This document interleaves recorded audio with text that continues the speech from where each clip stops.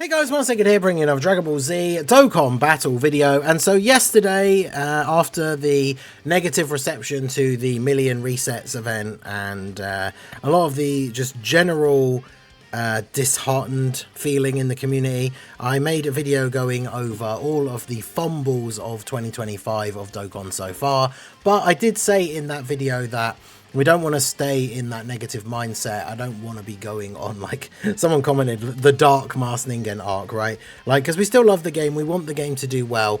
So I figured we would follow up from yesterday's video with this video where we celebrate the actual W's of Dokkan. I'm going to say global then. It's still in my heart, you know. I recognize I'm a global main, even though the games are basically exactly the same now, for a few, aside from a few minor things. So just like last time, I've got the Hydros wiki up here because it shows the units here in like release order, and we were going to start basically the same place we started yesterday with the anniversary, right? Because all the New Year stuff, you know, I think some of the stuff flowed over into the beginning of 2025, but the anniversary really is the proper like big start of 2025, and there's a lot of good things. As we said in yesterday's video, the year started off really well with the anniversary, right? Like, this unit came out, Reversible Exchange being introduced was a super hype thing. It's a great mechanic. It's so much better than the normal like joined forces things we were getting because of the way Dokkan chose to have the categories be limited for those characters. So the Reversible Exchange mechanic obviously works significantly better and allows these characters to be on much more categories, makes better flexibility for team building and all that kind of stuff. And then of course the unit itself, very good, right? Like Vegito, once you fuse into Vegito, it's a limited for 2 appearances because of course he's so ridiculously powerful. Most bosses in the game just get absolutely destroyed on his active skill turn.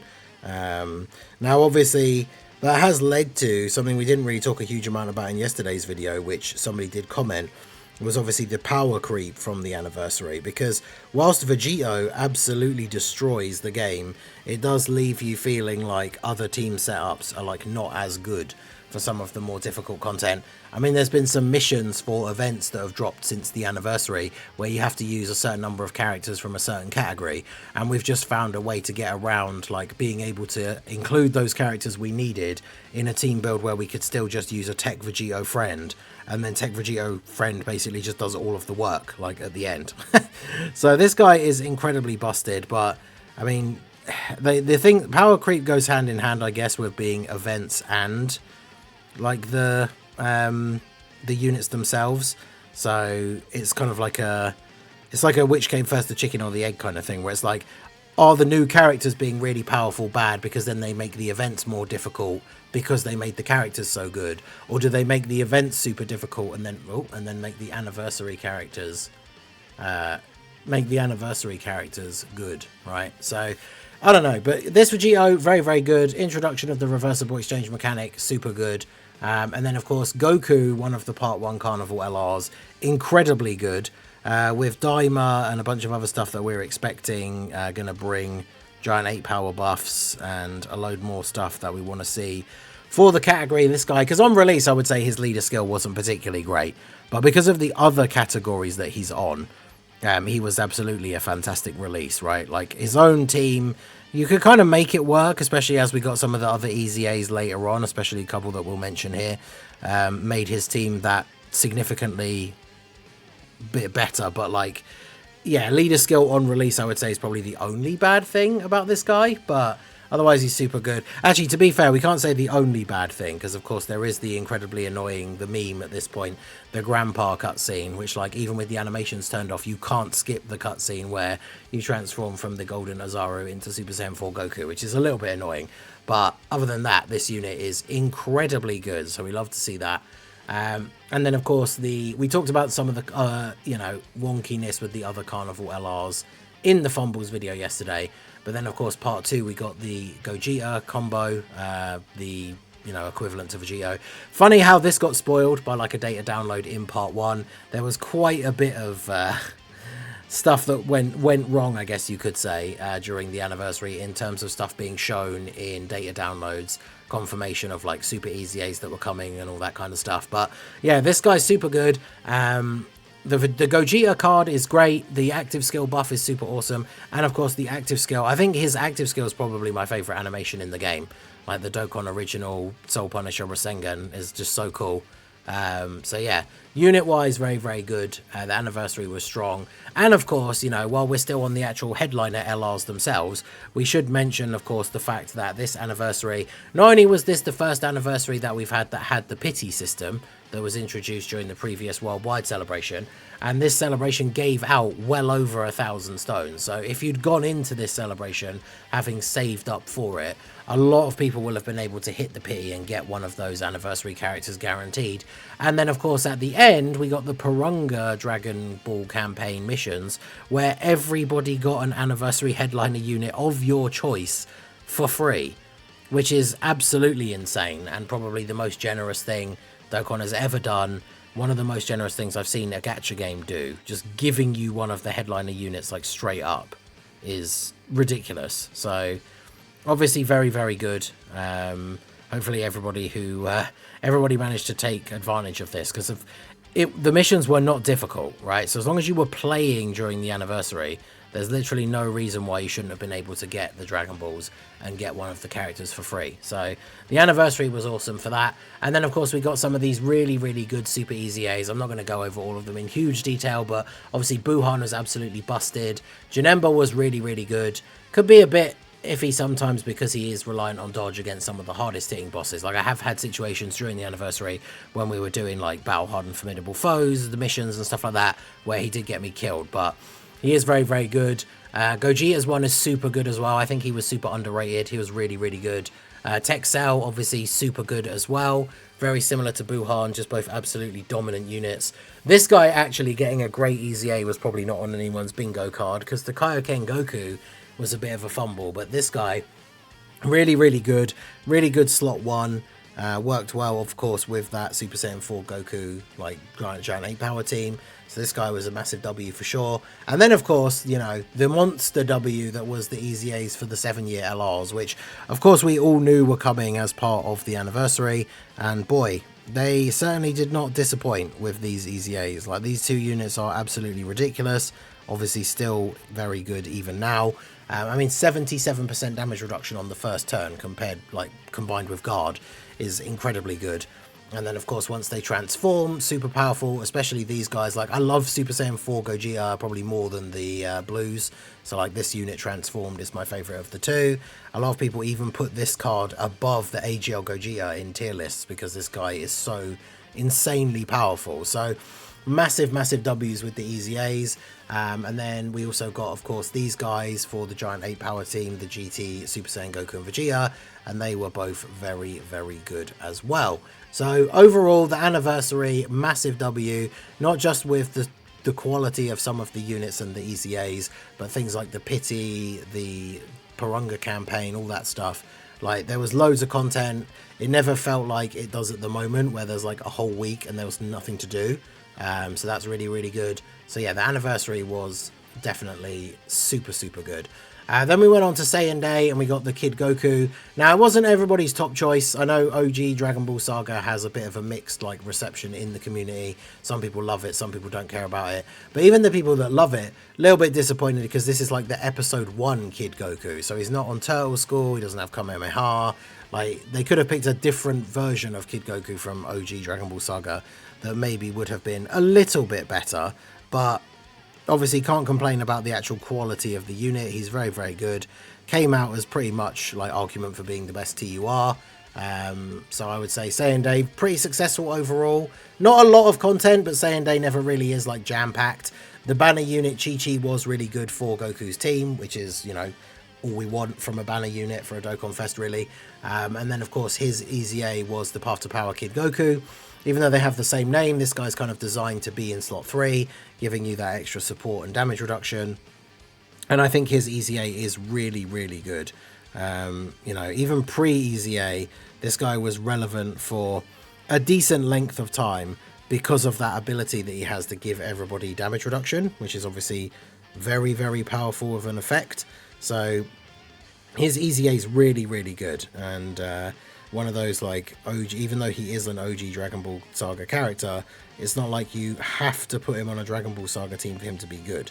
Like him just fitting onto any of these different teams that he's on and providing everybody damage reduction is very, very helpful. So definitely a fantastic EZA. Saiyan Day overall, I would say very, very successful in terms of unit quality, which is the main thing that we're looking for, right? Content is obviously important. We don't want the game to be boring, but we don't want characters dropping that are just not good. Hence, like some of the characters in the Fumbles video, right? So this guy, very, very good. We also got, finally, the awakening for the free-to-play Bardock into an LR. And very surprisingly, especially considering he doesn't have an EZA, and they haven't gone down the route of EZAing him straight away, which is good. But he's actually really good. Like, he doesn't even have a 220 lead team, but he's very, very solid. I'm very much hoping that he gets a 220 lead soon, before he does run the risk of potentially becoming a little bit outdated, but he is definitely a really, really good unit, especially for a free-to-play. Like they've had a few misses recently with free-to-play units, especially things like the World Tournament LRs. So this guy being as good as he is definitely really, really good, and I'm very happy, as a Bardock fan, very happy with how this guy turned out. So then we have Cell. Now, I mentioned him in yesterday's video because I wasn't sure where to really put him in, like, the two videos. Was he a W or was he a Fumble? Because, as I mentioned in yesterday's video, I think on release, I really didn't like him. The way his team was set up, the way running double Cell was, like, detrimental to one of the cells. But then as soon as we got some other Tournament of Power buffs, we got team setups that let you run Cell on somebody else's team and not have to be running like double Cell. You could see significant improvement for this guy and how good he actually could be. So I don't know whether I would say he's necessarily a W or a Fumble. I feel like he's kind of somewhere in the middle for me, but each person watching the video, I guess, will have a different opinion whether you think he was a W or like a Fumble. Do let me know what you guys think down below in the comment section, of course, for all of these, whether you agree or disagree on any of these. But STR Cell definitely now is in a much better place than on release. And then, of course, we got the EZAs Fortech Janemba and AGL Pycon, both really, really good. Janemba, as we hoped would be when he got his EZA, pretty much has become like a must run for, like, if you're running any sort of extreme team setup and he's on the team, you able to be on the team, like on the category, you're probably going to be putting him on the team. Definitely very, very solid. I like to run him wherever I can. They actually made it so that the transformation is worth doing because the transformed version is actually good now, unlike the pre-EZA. It's a bit of the only downside I would say is that they structured his passive to kind of push you into transforming him, because you do lose some of like the damage reduction as the base Janemba up to a certain point, and then you get to that point where it's like you just kind of almost need to transform into the Super Janemba. But that's fine because the Super Janemba is actually good now. And then Pycon, obviously very good. Actually got really solid defense despite his main defensive ability only being dodge. He has guard for 7 turns. He has the Ghost Usher ability, which is obviously very powerful. So yeah, Pycon just very, very good. And of course, we've got the LR Pycon as part 2, who not only is very good, but also has introduced, now that we're in the anniversary, post-anniversary I should say, 220 lead meta, introduced the new leader skill meta for yellow coin LRs, which is having 200% category leader skills, which I think is definitely very, very good. Is a massive improvement and obviously makes Carnival LRs that little bit more worthwhile going forwards. Not Carnival LRs, yellow coin LRs. So yeah, this guy very, very good. Obviously, you know, we don't need to mention because it came into play before the beginning of this year, but pity and tickets and all that stuff always being very, very nice. Then of course we got the Golden Week celebration, which, as we mentioned in yesterday's video, largely a fumble when it comes to units, and there wasn't really any like end game content either, which was very disappointing. But hit was very, very good. And of course this was where we first got introduced the special tickets that are from the Seriously Serious event, And of course, not long after this, the proper introduction of Dokkan Special Day, which gives us even more of the free tickets that we're able to get. So this is another thing, much like the anniversary with the Purunga Dragon Balls, of Dokkan introducing yet more ways for people to get stuff for free, which is really, really good. And it's something that I tried to mention in yesterday's video, because even though we were talking about, you know, the fumbles and like the negative sort of feeling in the community at the moment for some of the stuff that Dokkan's been doing, like a lot of it just comes down to units and then things like events, whether it be how often we've been getting stuff, what the quality of the events has been. Like that stuff is something that can definitely be, you know, complained about to a certain extent, but there's some stuff that Dokkan has been doing this year that is just like absolute W, like unarguably. More stuff for free, more stones from celebrations, free tickets, like all this stuff. Like there's been loads of definite stuff that has been really, really good. And it's just kind of a shame that this Golden Week introduced a few of those cool things, including Dokkan Day, but then Golden Week as a whole, I think was just really disappointing. Like Hit was really good, or is really good. Kaioken Goku is not. The banner units were not good. And then, yeah, there wasn't really much in terms of like new content either, which is a shame. But stuff like the special tickets being introduced and Dokkan Day being introduced definitely is a massive W. We also got the Hit and God Goku EZA as part of that celebration, which was very, very good, and could be run with either of those guys like on a pretty decent setup. So that was good. I know this has been was an anticipated EZA. And then we got the Part 2 LR, which was the Reversible Exchange Super Saiyan 2 Caulifla, Super Saiyan 2 Kale. This unit is really, really good as well. Especially once you're able to exchange into Kale and you basically are like invincible slot 1 tank mode. I feel like these guys get a bit underrated at some point by some people, and maybe it is just the classic, like sometimes these characters, the Universe 6 girls especially, get underrated because people don't really like them as characters, but the unit is, I think, unarguably like very, very good. So yeah, definitely a W in terms of Part 2 LR for Golden Week. Whether it's a W that the Part 2 LR for Golden Week changed to being a carnival, I'll leave that up to you to decide, because obviously last year's Golden Week Part 2 was a normal yellow coin LR, which means we have Pity, which in some situations could obviously be much, much better. But either way, this unit very, very good. And then, of course, along with them, we got the EZA for the Tech Kale and Caulifla, and their EZA is absolutely ridiculous. I mean, it's the reason why their EZA being so good is the reason why AGL Ginyu is on the fumble list, because his EZA came out after them, and he's significantly worse than them, which is just odd. Very, very strange. But yeah, these guys' EZA super, super good. And then obviously we just had the release of Tao as the like June filler Dokkan Fest, and he is very, very good as well. Very, very strong, solid slot 1 tank, can hit insanely hard. His leader skill is interesting. Mission execution, maybe not the craziest category, but because he has Earthbred fighters, you can put so many other like good characters on his team as well. And mission execution is a weird category, but it's definitely going to get like improvements as we go and more characters added, so it'll be interesting to see how that pans out. So unit wise, definitely a lot of W's, especially when it comes to releases and EZAs.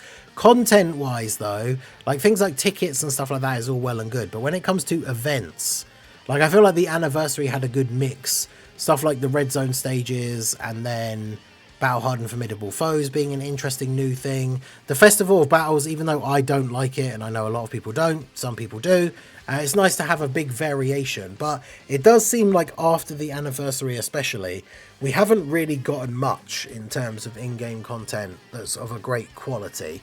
Seriously Serious event is fine because it gives out some free tickets, which I guess is the main thing people care about when it comes to that event.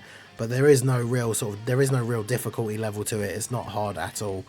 And so it's not something that is like a real challenge, which I know for some people, everyone plays the game differently. Some people just like to collect their favorite characters and then run teams in events that are a bit chill and they get to see all the animations and everything.